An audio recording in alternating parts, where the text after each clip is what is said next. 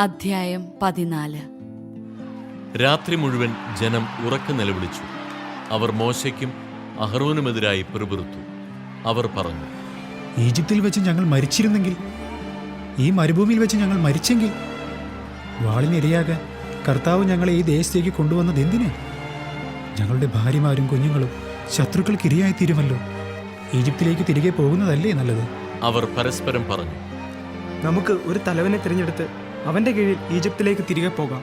അപ്പോൾ മോശയും അഹറോനും അവിടെ ഒന്നിച്ചു കൂടിയിരുന്ന ഇസ്രായേൽ ജനത്തിന്റെ മുമ്പിൽ കമിഴ്ന്നു വീണു. ദേശം ഉറ്റുനോക്കാൻ പോയവരിൽപ്പെട്ട നൂനിന്റെ മകൻ ജോഷ്വയും യെഫുന്നയുടെ മകൻ കാലെബും തങ്ങളുടെ വസ്ത്രം കീറി. അവർ ഇസ്രായേൽ സമൂഹത്തോട് പറഞ്ഞു, ഞങ്ങൾ ഒറ്റുനോക്കാൻ പോയ ദേശം അതിവിശിഷ്ടമാണ്. കർത്താവ് നമ്മിൽ സംപ്രീതനാണെങ്കിൽ അവിടുന്ന് നമ്മെ അങ്ങോട്ട് നയിക്കുകയും തേനും പാലും ഒഴുകുന്ന ആ ദേശം നമുക്ക് തരുകയും ചെയ്യും. നിങ്ങൾ കർത്താവിനോട് മറുതലിക്കരുത്. ആ ദേശത്തെ ജനങ്ങളെ ഭയപ്പെടുകയുമരുത്. അവർ നമുക്ക് ഇരയാണ്. ഇനി അവർക്ക് രക്ഷയില്ല. കർത്താവ് നമ്മോട് കൂടെയാണ്. അവരെ ഭയപ്പെടേണ്ടതില്ല. എന്നാൽ ജോഷ്വയെയും കാലെബിനെയും കല്ലെറിയണമെന്ന് സമൂഹം ഒറ്റസ്വരത്തിൽ പറഞ്ഞു. അപ്പോൾ സമാഗമ കൂടാരത്തിൽ കർത്താവിന്റെ മഹത്വം ഇസ്രായേലിന് പ്രത്യക്ഷമായി. കർത്താവ് മോശയോട് അരുളിച്ചെയ്തു, ഈ ജനം എത്രത്തോളം എന്നെ പ്രകോപിപ്പിക്കും? അവരുടെ മധ്യേ ഞാൻ പ്രവർത്തിച്ചിട്ടുള്ള അടയാളങ്ങൾ കണ്ടിട്ടും എത്ര നാൾ എന്നെ അവർ വിശ്വസിക്കാതിരിക്കും? ഞാൻ അവരെ മഹാമാരി കൊണ്ട് പ്രഹരിച്ച് നിർമൂലനം ചെയ്യും. എന്നാൽ അവരെക്കാൾ വലുതും ശക്തവുമായ ഒരു ജനതയെ നിന്നിൽ നിന്ന് പുറപ്പെടുവിക്കും. മോശ കർത്താവിനോട് പറഞ്ഞു, ഈജിപ്തുകാർ ഇതേപ്പറ്റി കേൾക്കും. അവിടുത്തെ ശക്തമായ കരമാണല്ലോ ഈ ജനത്തെ അവരുടെ ഇടയിൽ നിന്ന് കൊണ്ടുപോകുന്നത്. ഈ ദേശത്ത് വസിക്കുന്നവരോടും അവർ ഇക്കാര്യം പറയും. കർത്താവേ, അങ്ങ് ഈ ജനത്തിന്റെ മധ്യേയുണ്ടെന്ന് അവർ കേട്ടിട്ടുണ്ട്. കാരണം ഈ ജനം അങ്ങയെ അഭിമുഖം കാണുന്നു. അവിടുത്തെ മേഘം ഇവരുടെ മുകളിൽ എപ്പോഴും നിൽക്കുന്നു. പകൽ മേഘസ്തംഭവും രാത്രിയിൽ അഗ്നിസ്തംഭവും കൊണ്ട് അവിടുന്ന് ഇവർക്ക് വഴികാട്ടുന്നു.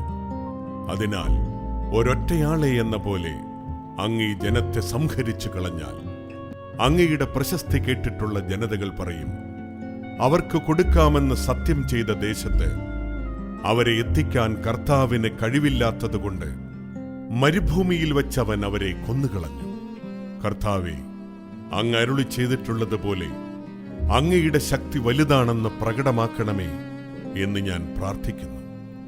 കർത്താവ് ക്ഷമാശീലനും അചഞ്ചല സ്നേഹം കവിഞ്ഞൊഴുകുന്നവനുമാണ്. അവിടുന്ന് അകൃത്യവും അപരാധങ്ങളും ക്ഷമിക്കുന്നവനാണ്.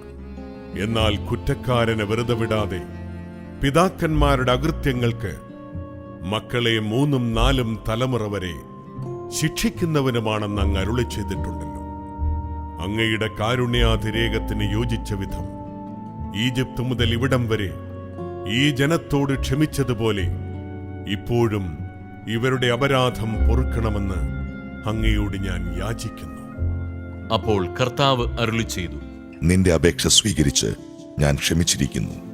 എന്നാൽ ഞാനാണേ, ഭൂമി നിറഞ്ഞിരിക്കുന്ന എന്റെ മഹത്വമാണേ, കർത്താവായ ഞാൻ പറയുന്നു, എന്റെ മഹത്വവും ഈജിപ്തിലും മരുഭൂമിയിലും വെച്ച് ഞാൻ ചെയ്ത അടയാളങ്ങളും കണ്ടിട്ടും എന്നെ 10 പ്രാവശ്യം പരീക്ഷിക്കുകയും എന്റെ സ്വരം അവഗണിക്കുകയും ചെയ്ത ഈ ജനത്തിലാരും അവരുടെ പിതാക്കന്മാർക്ക് ഞാൻ വാഗ്ദാനം ചെയ്ത ദേശം കാണുകയില്ല. എന്നെ നിന്ദിച്ചവരാരും അത് കാണുകയില്ല. എന്നാൽ എന്റെ ദാസനായ കാലെബിനെ അവൻ ഒറ്റുനോക്കിയ ദേശത്തേക്ക് ഞാൻ കൊണ്ടുപോകും. അവന്റെ സന്തതികൾ അത് കൈവശമാക്കും. എന്തെന്നാൽ അവനെ നയിച്ച ചൈതന്യം വ്യത്യസ്തമാണ്. അവൻ എന്നെ പൂർണ്ണമായി അനുഗമിക്കുകയും ചെയ്തു.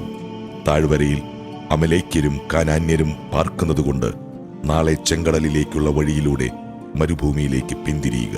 കർത്താവ് മോശയോടും അഹറോനോടും അരുളിച്ചെയ്തു, വഴിപിഴച്ച ഈ സമൂഹം എത്ര നാൾ എനിക്കെതിരെ പിറുപിറുക്കും? എനിക്കെതിരെ ഇസ്രായേൽ ജനം പിറുപിറുക്കുന്നത് ഞാൻ കേട്ടിരിക്കുന്നു. അവരോട് പറയുക, ജീവിക്കുന്നവനായ ഞാൻ ശപഥം ചെയ്യുന്നു, ഞാൻ കേൾക്കെ നിങ്ങൾ പിറുപിറുത്തതുപോലെ ഞാൻ നിങ്ങളോട് ചെയ്യും. നിങ്ങളുടെ ശവങ്ങൾ ഈ മരുഭൂമിയിൽ വീഴും. നിങ്ങളിൽ 20ഉം അതിലേറെയും വയസ്സുള്ളവരിൽ എനിക്കെതിരായി പിറുപിറുത്ത ഒരാൾ പോലും നിങ്ങളെ പാർപ്പിക്കാമെന്ന് ഞാൻ വാഗ്ദാനം ചെയ്ത ദേശത്ത് പ്രവേശിക്കുകയില്ല. യെഫൂന്നയുടെ മകൻ കാലെബും നൂനിന്റെ മകൻ ജോഷ്വയും മാത്രം അവിടെ പ്രവേശിക്കും. എന്നാൽ ശത്രുക്കൾക്ക് ഇരയാകുമെന്ന് നിങ്ങൾ ഭയപ്പെട്ട നിങ്ങളുടെ മക്കളെ ഞാൻ അവിടെ പ്രവേശിപ്പിക്കും.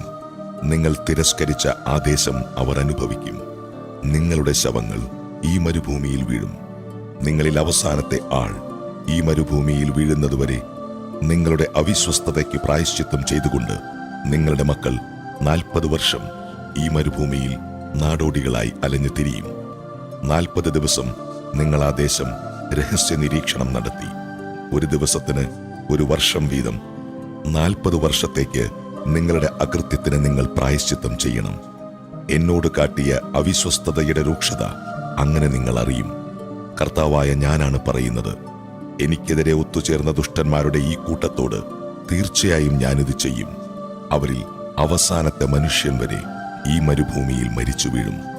ദേശമൊറ്റുനോക്കാൻ മോശെ അയക്കുകയും മടങ്ങിവന്ന് തെറ്റായ വാർത്ത പ്രചരിപ്പിച്ച് മോശയ്ക്കെതിരെ ജനം മുഴുവൻ പിറുപിറുക്കാൻ ഇടയാക്കുകയും ചെയ്തവർ മഹാമാരി ബാധിച്ച് കർത്താവിന്റെ മുമ്പിൽ മരിച്ചു വീണു. ഒറ്റുനോക്കാൻ പോയവരിൽ നൂനിന്റെ മകനായ ജോഷ്വയും യെഫുന്നയുടെ മകൻ കാലെബും മരിച്ചില്ല. മോശ ഇക്കാര്യം ഇസ്രായേൽ ജനത്തോട് പറഞ്ഞു. അവർ ഏറെ വിലപിച്ചു. പിറ്റേന്ന് അതിരാവിലെ എഴുന്നേറ്റ് അവർ മലമുകളിലേക്ക് പോകാനൊരുങ്ങി. അവർ പറഞ്ഞു, ഞങ്ങൾ പാപം ചെയ്തു പോയി. എന്നാൽ കർത്താവ് വാഗ്ദാനം ചെയ്ത ദേശത്തേക്ക് പോകാൻ ഇപ്പോഴിതാ ഞങ്ങൾ തയ്യാറാണ്. അപ്പോൾ മോശ പറഞ്ഞു, നിങ്ങൾ എന്തിന് കർത്താവിന്റെ കൽപ്പന ലംഘിക്കുന്നു? അതൊരിക്കലും വിജയിക്കുകയില്ല. ശത്രുക്കളുടെ മുൻപിൽ തോൽക്കാതിരിക്കാൻ നിങ്ങളിപ്പോൾ മുകളിലേക്ക് കയറരുത്. എന്തെന്നാൽ കർത്താവ് നിങ്ങളുടെ കൂടെയില്ല. അമലേക്യരും കാനാന്യരും നിങ്ങൾക്കെതിരെ നിൽക്കും. നിങ്ങൾ അവരുടെ വാളിനിരയാകും. കർത്താവിന് പുറം തിരിഞ്ഞിരിക്കുന്നതിനാൽ അവിടുന്ന് നിങ്ങളോടുകൂടെ ഉണ്ടായിരിക്കുകയില്ല. കർത്താവിന്റെ വാഗ്ദാന പേടകമോ മോശയോ പാളയത്തിൽ നിന്ന് ഇറങ്ങിച്ചെല്ലാതിരുന്നിട്ടും അവർ ധിക്കാരപൂർവം മലയിലേക്ക് കയറി. മലയിൽ പാർത്തിരുന്ന അമലേക്യരും കാനാന്യരും ഇറങ്ങിവന്ന് അവരെ ഹോർമ വരെ തോൽപ്പിച്ചോടിച്ചു.